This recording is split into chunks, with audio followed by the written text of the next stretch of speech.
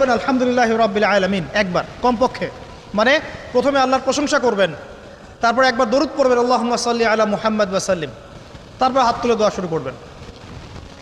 বৃষ্টি পড়ছে, দোয়া শুরু করে দেন, দোয়া কবুল হবে ইনশাআল্লাহ। আজান দিয়েছে, আজান এবং একামতের মাঝখানের সময়টা আছে, এই সময়টা কাজে লাগান, দোয়া কবুল হবে ইনশাআল্লাহ। নামাজে দাঁড়িয়েছেন, সেজদায় গিয়েছেন, সেজদায় দোয়া করেন, দোয়া কবুল হবে ইনশাআল্লাহ। প্রশ্ন করে অনেকে যে ভাই সেজদায় কি বাংলায় দোয়া করা যাবে? হ্যাঁ যাবে, যদি আপনার নামাজটা নফল নামাজ হয়। কোন নামাজ হয়? ফরজ নামাজে করবেন না, নফল নামাজে করতে পারেন ইনশাআল্লাহ।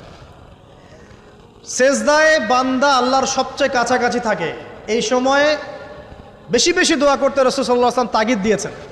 দোয়া করলে ডাইরেক্ট কবুল হবে ইনশাআল্লাহ। পিতা মাতার খেদমত করে দোয়া করেন, দোয়া কবুল হবে ইনশাআল্লাহ।